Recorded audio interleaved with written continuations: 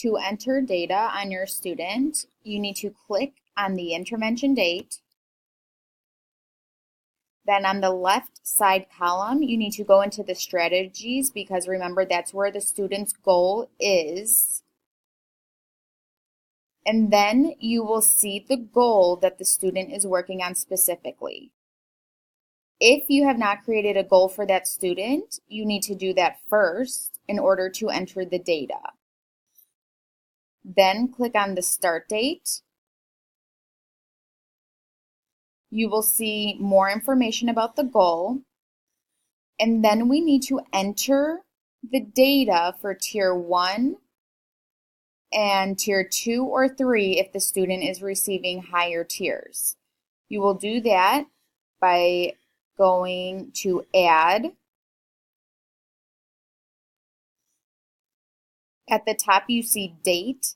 This is where you will enter the date for the meeting for MTSS meeting date. Let's say your meeting is February 16th. You don't need to worry about entering in any of the participants. We will take care of that.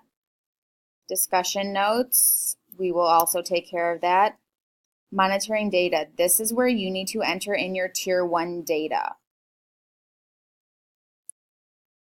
Please make sure you have your name along with Tier 1 and then the data that you have been collecting over the past couple of weeks.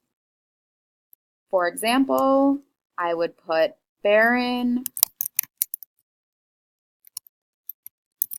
Tier 2, and then all of my data.